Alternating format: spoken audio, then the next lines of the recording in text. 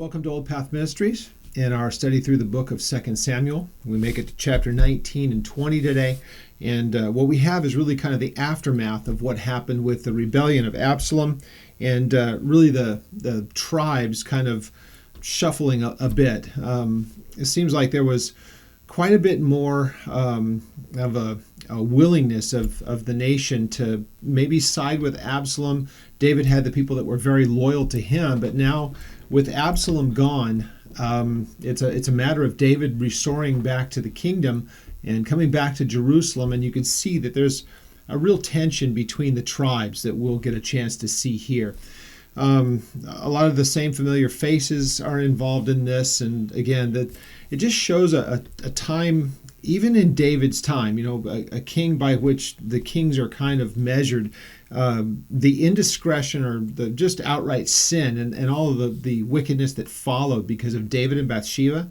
This, I believe, is very much what Nathan had told him as the Lord was really voicing his displeasure with how David handled everything, and pretty much tells David that, for the rest of your life, you're going to have all kinds of trouble that's going to follow you. And he mentions Absalom, but the other things that are the fallout from it. So it seems like a couple of weeks ago, but I kept using the term collateral and the collateral damage that happened because of what David had done, and we're still looking at it. So we'll go back and we'll review that very briefly, what was said to David after the initial sin with Bathsheba. And it really kind of goes to show how the people that would be opposing themselves against God's will for the nation, they have a great opportunity to do so because of David's actions here. So before we look at the text, chapters 19 and 20, let's go back and take a brief look at chapter 12. Let's go back there and look at this. And in chapter 12, we get at verse 10, "Therefore the sword shall never depart from your house, because you have despised me, and you have taken the wife of Uriah the Hittite to be your wife. Thus says the Lord, behold, I will raise up an adversary against you from your own house, and I will take your wives before your eyes and give them to your neighbor, and he shall lie with your wives in the sight of all the sun. For you did this secretly, but I will do this thing before all of Israel and before the sun." I mean, in the light of day. And so that really shows that it was going to be Absalom. And again, it's not just the things that Absalom did, but think of all of the fallout from it. So the things that he did as far as his kind of defiling, if you will, of David's wives or concubines, and the idea that he drove so many people or brought so many people to his side in order to go and kill his father David. Now that Absalom is gone, that doesn't mean that the problem is gone. So look at all the tension that still remains. And that's kind of, I believe, going very much along with what Nathan had said, that God had pronounced this against David because of what he had done. And David's sin was bad enough, but then killing Uriah and the way that he did it and lying about it and getting other people complicit in it and all the other people that would have died just so that Uriah could die. The whole thing is just disgusting. And it was so much worse because of all of the extra actions that he did to try to cover up all of what he had done. So what we're seeing is not only the things with Absalom, but all the stuff that happened afterwards. So let's make it to chapter 19 here, and let's have a word of prayer. Father, we pray that as we spend this time in your word, that you would help us in our understanding of what we read, and that you would glorify yourself through the study of your word in our lives, and that we would understand and make proper application to the things that we see. As we learn this history, we give you thanks that you, even in the midst of all of our shortcomings and our sin, though there may be consequence, you never abandon those who love you. And so we give you thanks, and we pray, God, that you would help us to understand these truths, and we ask it in Jesus' name. All right, so chapter 19 says, "And Joab was told, behold, the king is weeping and mourning for Absalom. And so the victory that day was turned into mourning for all the people, and for the people had heard it said that day that the king is grieved for his son. And the people stole back into the city that day, as people who are ashamed steal away when they flee from a battle. So what should have been a victorious entry back to where they were becomes rather a place of mourning. There's nothing victorious about this because David is spending all of his time crying over his son. So the people that were with him that fought as they did, they just kind of didn't make any, they just kind of snuck back into where they were because David is showing this outward grief instead of this idea that God has supported David and taken down the rebellion of Absalom. But David, because it's his son, is acting as though some horrible thing has taken place. Now, I get it. It's a father and a son and the sadness of the whole thing. But the problem is, especially in this way, it's hard for us to really fully imagine this. But a king and a kingdom and a people of God, when they see their king acting this way, it has just a real numbing effect upon them. And so rather than being able to kind of be grateful for what God has delivered them from and brought David back to this place where he should rightfully be, instead David is mourning over the person who was looking to kill him and everyone else. And so the people were put in a place of real trouble. Again, these are the ones who had put their lives on the line to make sure that David was okay. And so Joab is such an interesting guy. There are some times when you see him do things and it makes you scratch your head, and there's other times when it seems like he really understands things. Well, it says the king covered his face and he cried out with a loud voice, "Absalom, Absalom, my son," right? So Joab came into the house to the king and he said, "Today you have disgraced all of your servants who have saved your life, the lives of your sons and daughters, the lives of your wives, and the lives of your concubines, in that you love your enemies and you hate your friends." Now, that's a pretty strong thing for him to say to him, but pretty much here's the impression that you give, that all these people put their lives on the line. You're alive because of these very same people, and you dishonor them, you disgrace them because you're more worried about what's happened to Absalom, the one who was willing to kill all of us, and rather than come to the people and thank them for what they've done and be grateful for them.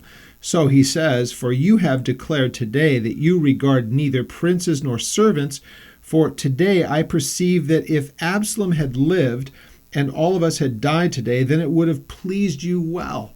So David, whether this is your intention or not, clearly it wasn't, this is the impression that you're giving off. It seems as though you're so upset about Absalom that if he'd have survived this and we'd have all died, it'd have been okay with you. It's a pretty stinging rebuke coming from Joab.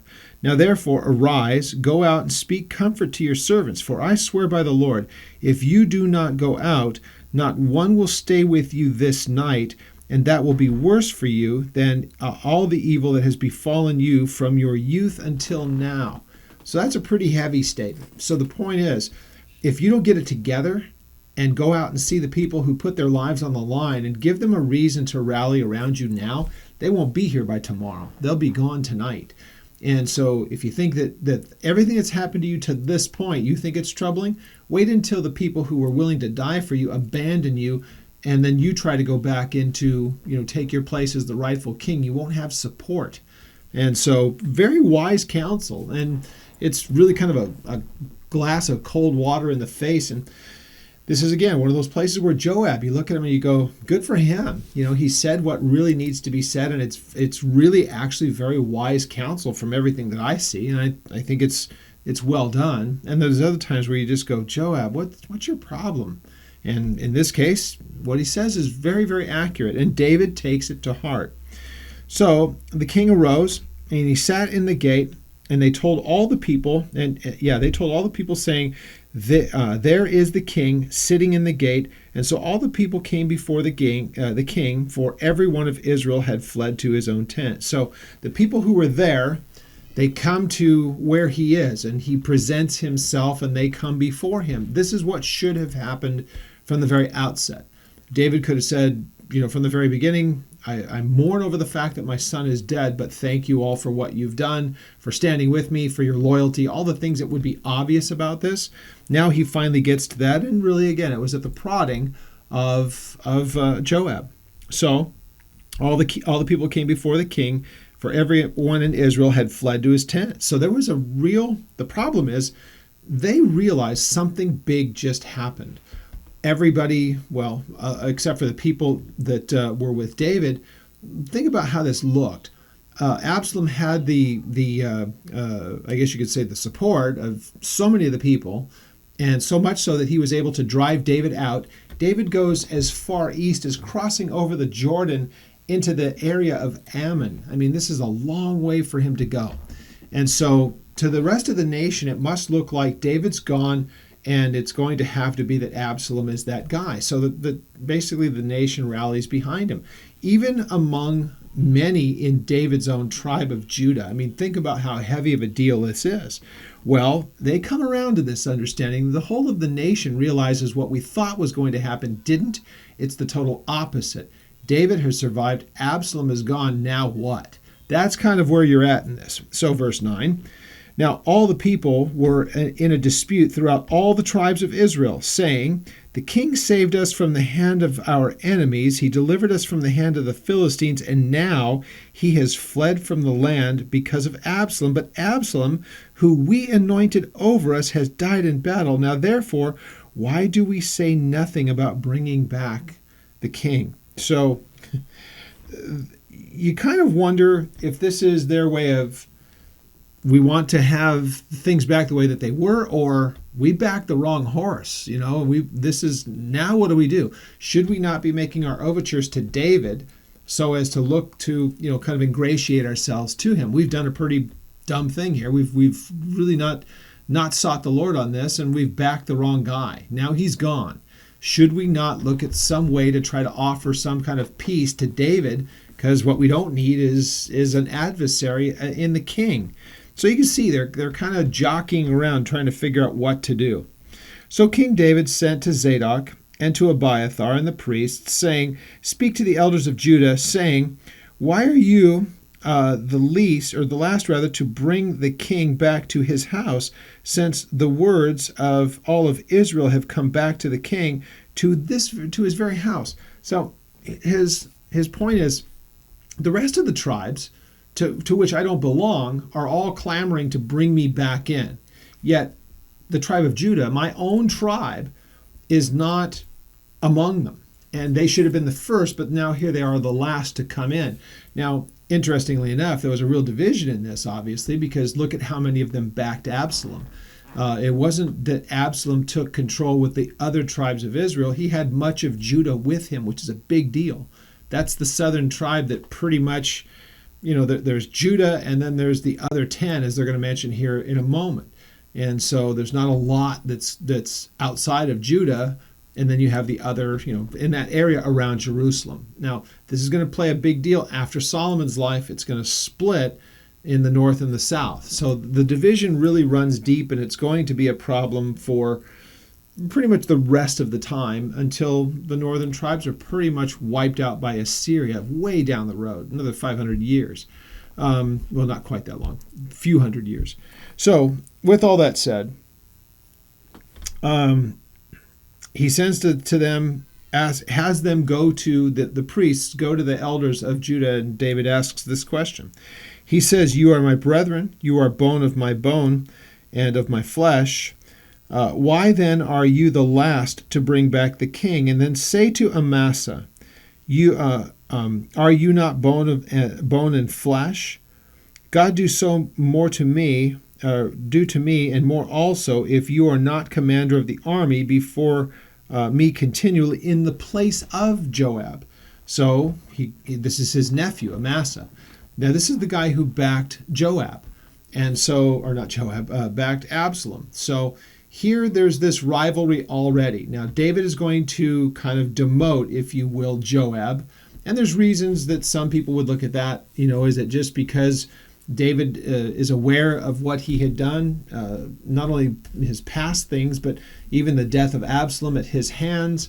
Or is it, what is it that David is just making a political move, instead trying to bring his nephew in? There's a lot of speculation as to why this is. Was it a punitive thing against Joab? That seems to be probably a pretty good guess.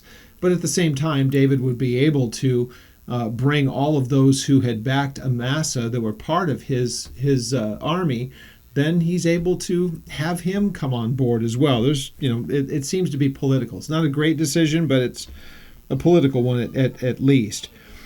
So verse 14, and so he swayed the hearts of all the men of Judah, just as the heart of one man, so that they sent this word to the king, saying, return, you and all of your servants. And then the king returned and came to the Jordan, and Judah came to Gilgal to go and to meet the king, to escort the king across the Jordan. So they're down by Jericho in that area. Gilgal's down that area.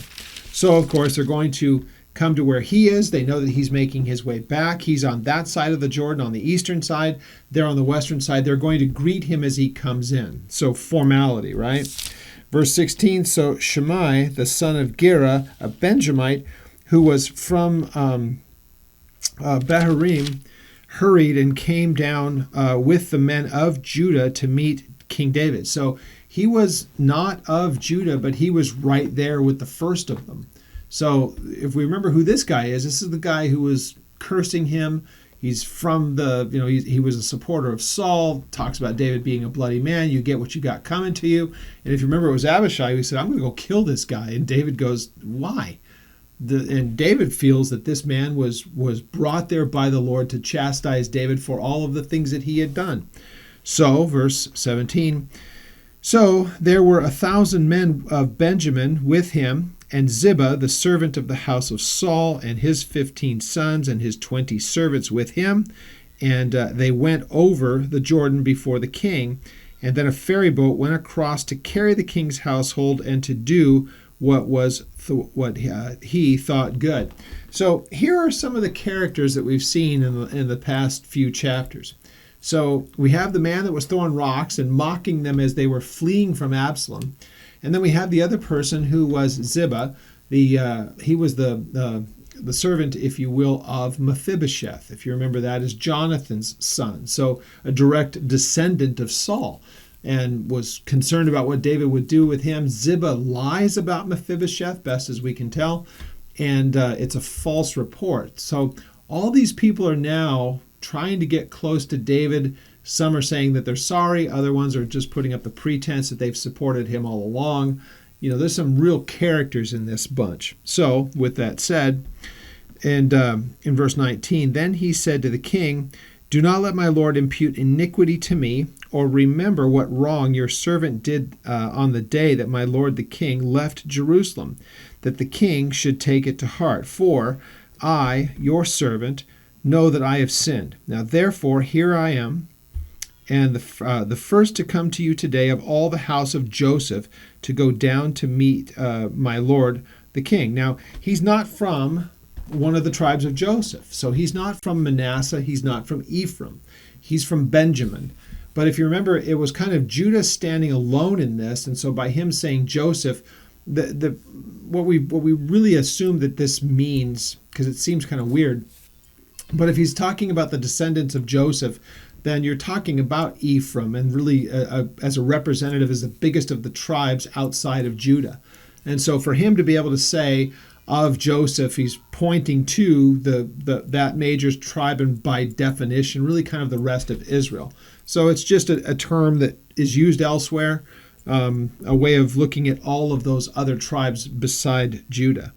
So he says to him, but Abishai, the son of Zeruiah, answered and said, shall not Shimei be put to death for this? Because he cursed the Lord's anointed. Now, I get I kind of get the zeal of this whole thing, but this is not the first time that he's wanted to take him out. He wanted to do it when they were being mocked by him in the first place, and now here, Abishai basically says, well, maybe you'll reconsider. Maybe this time you'll allow me to go and do this thing. Well, David, notice how he answers him. So David says, what have I to do with you, sons, plural, of Zeruiah? So that's a way of saying Abishai and Joab, both of these guys. So David knows that there's been some things that Joab has done that he disagrees with. And the fact that he's maybe killed Absalom, well, he has, but that David would know of that. And now here they're like always quick to wipe the people out, rather than seeing if that's really David's heart and that's maybe even what God would want done. Well, he says, what have I to do with you, sons of Zeruiah, that you should be adversaries to me today? Shall any man be put to death today in Israel? For do I not know that I am today the king over all of Israel? Therefore the king said to Shimei, you shall not die, and the king swore this to him. That's great. Now, next in line, he settles the thing settles this whole thing with the man who was, throwing the stones, and then now we have Mephibosheth, the son of Saul. Okay, let me just finish out verse 23. I didn't make that really clear. He's now settled the whole thing with Shimei. He's not going to kill him. He's not going to see that he's killed. He gives him an oath. You're safe. It's okay. Obviously, when he shows up there, he says, whatever seems right to you. He submits himself to that, probably knowing that my best chance to make myself out alive in this is to come to him, and if you will, bow myself to him and tell him I'm sorry for what I've said. Okay, that account is settled. Now we have Mephibosheth, the son of Saul, or the son of Jonathan, technically. Says, Mephibosheth, the son of Saul, came down to meet the king, and he had not cared for his feet, nor trimmed his mustache, nor washed his clothes from the day that the king departed until the day that he would return. So at least you could say this is kind of a sense of mourning, because again, if you remember, this is the man that David had taken into his home. And when he left, he didn't go with him. There was all the turmoil, and it would be difficult for him to travel, clearly, because he has this inability to even walk. It says he's lame. Well, so it was when he had come to Jerusalem to meet the king, that the king said to him, why did you not go with me, Mephibosheth?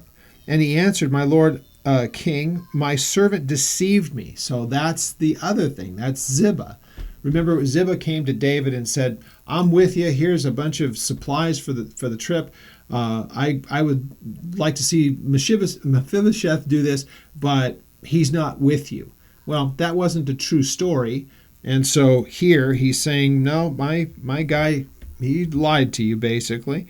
He said, he deceived me. My servant deceived me. For your servant said, here's what I would have said. I will saddle a donkey for myself, that I may ride and go to the king, because your servant is lame. So it was Mephibosheth's intent to go with him. Ziba instead takes it upon himself, and he goes to make himself look like this magnanimous person. Really, again, like we mentioned last week, he's just kind of playing the angles here. So he answered him, verse 27. And so he says, this is what happened. He slandered your servant to my lord the king, but my lord the king is like an angel of God. Therefore, do what is good in your eyes. So David has another decision here. Mephibosheth, I did not side with Absalom. Actually, the person who's supposed to serve me lied about me. And so, here we are. Do whatever seems right to you. For all my father's house were but dead before me, were dead men before the Lord, the king. Yet you set your servant among those who eat at your table. Therefore, what right have I still to cry out any more to the king? So his point is, I had nothing when I was found by you, and now I've been treated as one of your own household. And so whatever seems right, you do what you do. His way of saying, I have no loyalty to anybody but you, because I had nothing and you showed me kindness. So he's really kind of appealing to that. And so the king said to him, why do you speak any more of these matters? I have said, you and Ziba divide the land. And so Mephibosheth said to the king, rather let him take it all, inasmuch as my lord the king has come back in peace to his own house. Now, what David wants to do here still doesn't seem quite right. Now, Mephibosheth is not all that concerned about having things for himself, because he's been taken in as one of David's own. And so it's not that he's going to need any of these things. Really, frankly, if it almost gives the impression that David goes, well, I don't even know who to believe here, so you guys split it down the middle. All of that belonged to Saul, you guys can have half and half. it's really kind of hard to tell. It's probably not the best option. Frankly, this is one of those things, given what just happened with Absalom, I think it would probably be a wise thing to find out who actually really is on your side versus who isn't. But David does this, just kind of, again, doesn't seem to be really well thought out. You guys can split it down the middle. So Mephibosheth said to him, rather let him take it all. Now, verse 31, Barzillai, the Gileadite, came down from Regolim and went across the Jordan to the king and to escort him across the Jordan. Now, this man was very aged, and he was about 80 years old, and he had provided the king with supplies when they stayed at Mahanaim, and for he was a very rich man. Now, he's that one of the groups back in chapter 17. What's the citation? Just so that we know. Verses 27 to 29. He's one of those groups that when David got there, there were several men that are mentioned here that brought supplies for all of those people who were there. So he had befriended David and really turned out to be a real blessing to David. Now, David wants to return this favor to him, as you'll see here. So he was very aged, verse 32. Now, verse 33 says, so the king said to him, come across with me, and I will provide for you, and I will provide for you while you are with me in Jerusalem. But he said to the king, how long have I to live, that I should go up with the king to Jerusalem? I am today 80 years old, so can I discern between good and bad? His point is, all of the things that would make for a trip there and to have a normal life, those things are kind of behind me now. So he pretty much says, can your servant taste what I eat or what I drink? Can I hear any longer the voice of singing men and singing women? Why then should your servant be a further burden to my lord the king? Your servant will go a little way across the Jordan with the king, and why should the king repay me with such a reward? Please let your servant turn back again, that I may die in my own city, near the grave of my father and mother. But here is your servant, Chinaam. Let him cross over with my lord the king, and do for him what seems good to you. This is his way of saying, you can pay this kindness to my son, and so that's the one who will go with him. So the king answered, and he said, he will cross over with me, and I will do for him what seems good to you. Now, whatever you request of me, I will do. And then all the people went over the Jordan, and when the king had crossed over, the king kissed Barzillai and blessed him and returned to his own place. Now, the king went on to Gilgal, and Chinaam went with him, and all the people of Judah escorted the king, and also half of the people of Israel. Now, what happens is that David doesn't wait for the rest of them to get there. It's as though he shows deference to Judah. When their contingent comes, there's only half of the tribes represented, or half of the people that would have normally been there. That's what we get, that half of them had shown up. And then they start the procession back.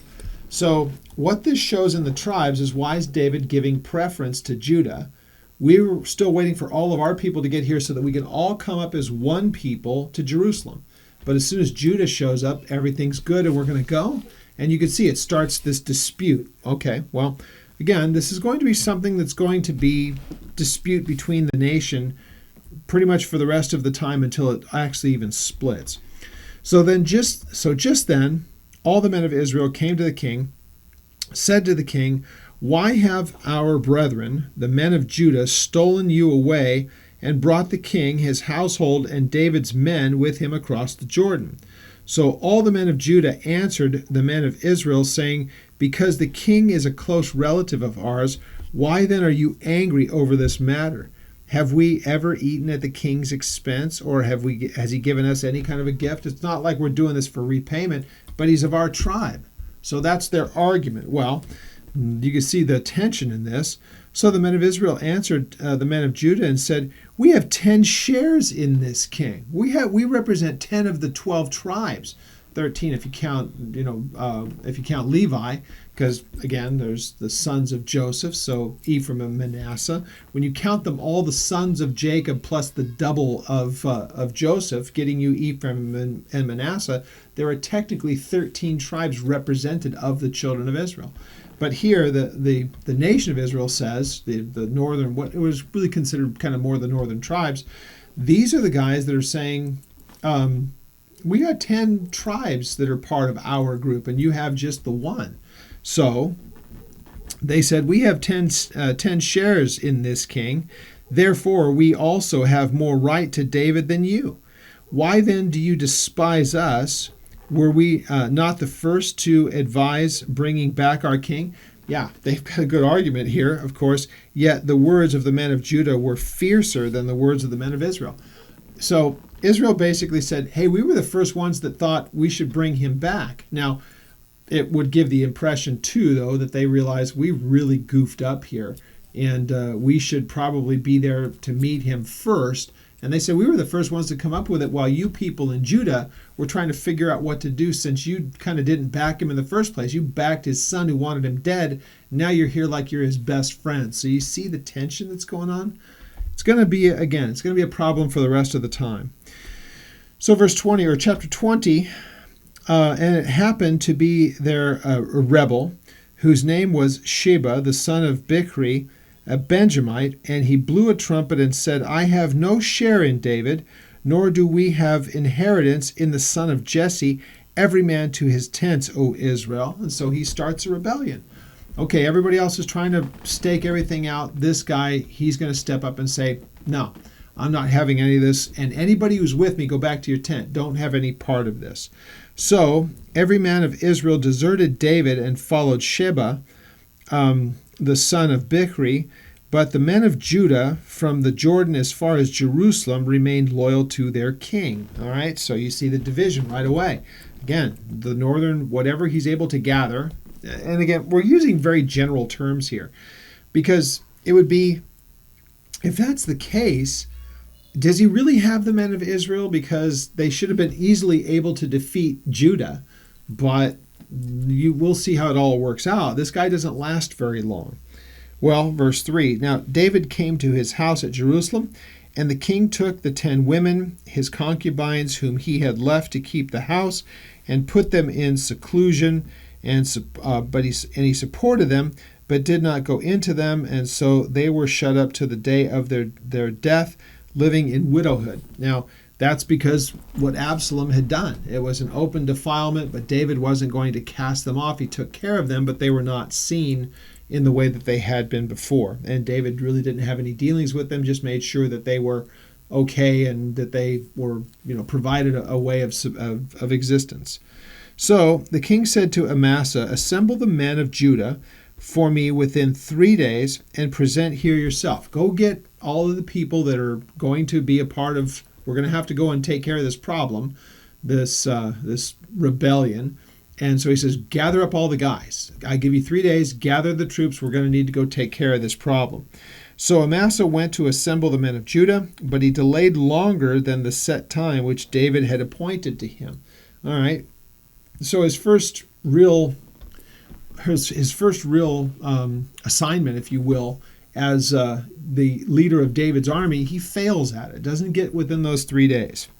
So David said to Abishai, now Sheba, the son of Bichri, will do us more harm than Absalom. So take your Lord's servants and pursue him, lest he find for himself fortified cities and escape us. And so Joab's men, with the Cherethites and the Pelethites, and all the mighty men, went out with him, and they went out of Jerusalem to pursue Sheba, the son of Bichri. So notice what David does. He misses the window. So this is Amasa misses the window. So David turns to Abishai. Joab's not mentioned. We know what he's going to do in a moment, or we're going to find out what he's going to do in a moment. Go take care of this problem before it gets bigger. I've given Amasa his time. He hasn't got here in time. Time is of the essence. Grab up as many as you can go or get and go after him and take out this Sheba guy. Well, so David says, do this before he escapes us. And so Joab's men with the Cherethites and all the mighty men went out after him, and they went out of Jerusalem to pursue Sheba, the son of Bichri. And when they were at the large stone, which is in Gibeon, Amasa came before them.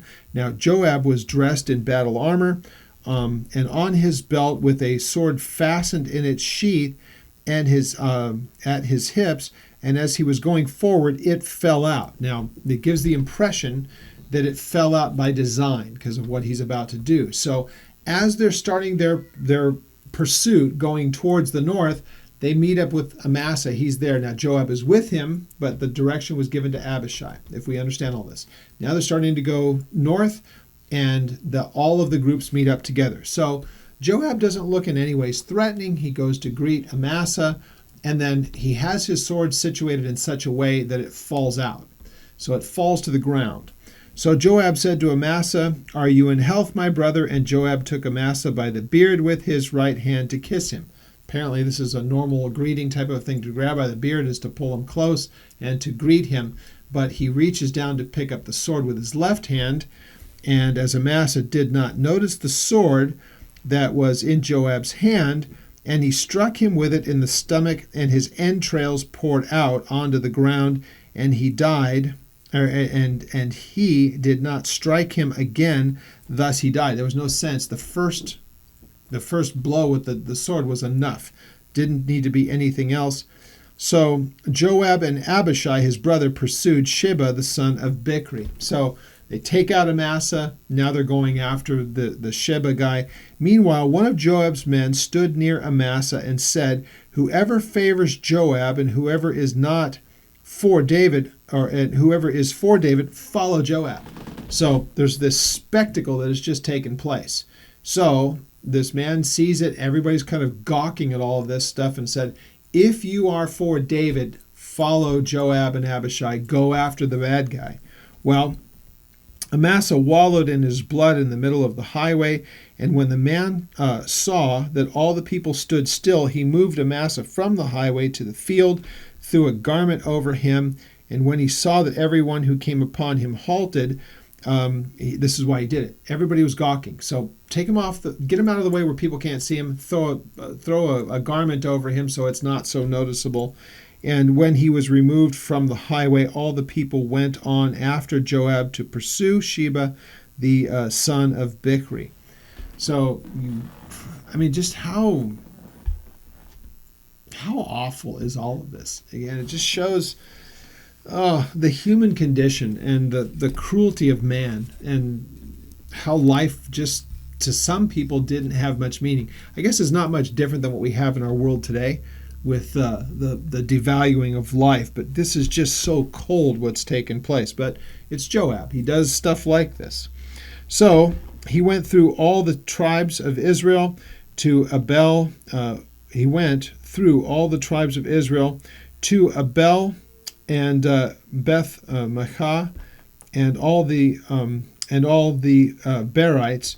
So they were gathered together and also went after Sheba. So they're gathering people as they go, and they're heading to a place. This Abel is well to the north. It's well above, north of the Sea of Galilee. So that shows you how far they were going. They're going to the northernmost territory of Israel and the northern tribes. I mean, they're way, way up there. This is like in the area around Dan. So it's quite a ways up. So that's how far they had to pursue after him. So they came and they besieged him in Abel, and they cast up a siege mound against the city, and they stood by the rampart, and all the people who were with Joab battered the wall to throw it down. So at this point, there's an interesting lady that gets introduced into this. A wise woman cried out from the city, saying, "Here, please say to Joab, come nearby that I may speak with you." Now, there's not a lot known about this, but by her words, there's clearly a lot that is missed, or missing from our history of what we know about this.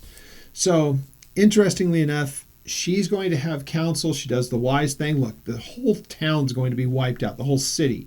So she calls for Joab, wants to know who's the leader. And so Joab is the guy. And she says this. When he had come near to her, the woman said, "Are you Joab?" And he answered, "I am." And then she said to him, "Hear the words of your maidservant." And he answered, "I am listening." So, okay, what do you want to say?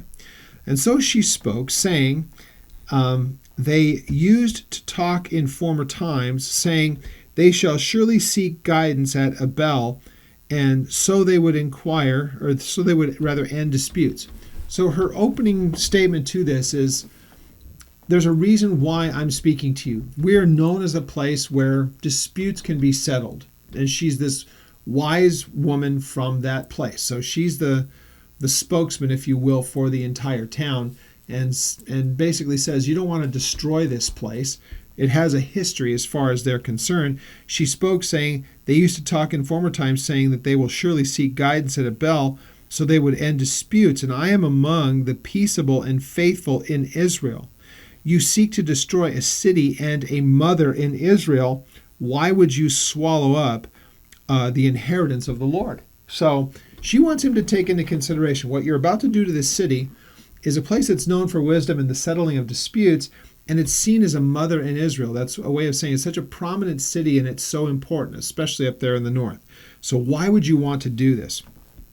So Joab answered and he said, "Far be it from me that I should swallow up or destroy." Now, that is not so, but a man from the mountains of Ephraim, Sheba by the son of Bichri by name, has raised his hand against the king, against David. Deliver him only, and I will depart from the city. And so the woman said to Joab, "Watch, his head will be thrown over to you over the wall." So, wow. This is what they're wanting. You want this problem to go away? Fine. We're not after the city. We don't want to do anything to the city. We're just after this guy who has started a rebellion. Now, remember, David by this time has already sized the whole thing up and says, the thing with Absalom was bad, but this is going to be even worse because it's going to encompass probably much more of the north that would come to his aid, since this, again, that there's a real dispute going on between the tribes. So David sees the necessity of this. Now, Joab, by doing this, makes what I think is a very wise decision, because if they had gone and just wiped out the city, that wouldn't have been good for Judah. It wouldn't have been good for David, because he would have been seen as sending his guys and they wiped out a whole bunch of people up in the north. How about just the one guy who's starting the rebellion? So this woman's counsel, this woman's willingness to kind of proactively go and speak to Joab, and then Joab's response, all of it is going to really ratchet down what could have been a civil war within the nation. It could have been really, really horrible, and so it's all pulled back from that. So Joab answered and said, "Far be it from me that I would swallow up and to destroy." And so that is not so. And so he gives the information. And so the woman, in her wisdom, went to all the people. They cut off the head of Sheba, the son of Bichri, threw it out to Joab, and then he blew the trumpet, and they withdrew from the city, every man to his tent. And so Joab returned to the king at Jerusalem. So problem solved. And now it's all kind of come back down, and people are a bit more calm. So it says Joab was over all the army of Israel, and then Benaiah the son of Jehoiada was over the Cherethites and the Pelethites, and Adoram was in charge of the revenue. Jehoshaphat the son of Elihud was the recorder, and Shiva was the scribe. Zadok and Abiathar were the priests, and Ira the Jairite was the chief minister under David. So that's basically record keeping, or bookkeeping, if you will. It's kind of giving the information about who was left in charge and who was going to do what was going to be done next. So again, that's more for their history, to make sure that everybody knew what was going on during that time. Who were the people in prominent positions after that time? Now, it's not going to be any easier for David, although he is going to be given a victory. And I'm ending really early today, because chapter 21 is really kind of a pivotal, very, very important part, where David kind of really finishes the whole thing with the Philistines. And so that whole era of their time, if you remember, the Philistines were really a thorn in the side, not only of Saul, but during Saul's time, David had kind of defected in a way, sought them for protection, did enough to make them willing to accommodate him, but David's heart was never really with the Philistines. Now that's going to become an issue again. This would be the time when the Philistines would, of course, want to try to challenge, because David would be seen probably as somewhat weakened. And so chapter 21 deals with all of that. And there's still a whole bunch more intrigue in the rest of the life of David as we kind of move towards the end of the book. So I want to leave chapter 21 for next week, and we'll get back to that when we're together then. So for this week, just again to recap all of it, would the whole episode, I think, that we've seen with Absalom and the necessity for the warfare that took place, the Sheba, all the rest of those things, had that whole episode with Bathsheba not happened, then would we be able to probably say that this here wouldn't have taken place? I think it's very safe to assume that, because God said that it would. This is how it played out. But let's remember another very important thing from this. That indiscretion, that sin, that horrible thing that David did was bad enough with Bathsheba. It's all the extra things that happened thereafter to try to cover his crime and his sin, and the fallout from it and the human toll was enormous. And it was really going to haunt David for the rest of his days. We're seeing that right here, right now. There's also that understanding. Was David reconciled to the Lord? Sure, he repented of it. He asked for forgiveness, and God forgave him. It is very, very important for us to remember, and again, it's something that we should take into account. Sinful actions can have long-term consequence, even if we get things right between us and the Lord. Very important for us to remember that. David had to find this out the hard way. He was okay with the Lord. The Lord had forgiven him his transgression. He had that repentant kind of a heart, and he did the right things. From the beginning, he owned up to what he had done, but the fallout was going to follow and to hound him for the rest of his life. So that's not always the case, but it is potential. Our actions and the things that we do can have long-term ramifications.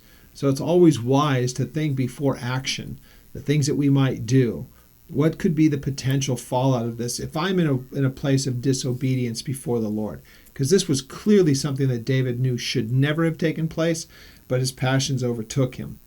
Great reminder to the rest of us that we may have that really right-on walk with the Lord and everything is going really well, and then that time when we're tempted to do whatever can have not only the immediate impact of us feeling that guilt and shame that comes from knowing that we've done something that God does not approve of, but on those occasions, it could be something that was done that could have such enormous fallout that will really follow us for the rest of our lives.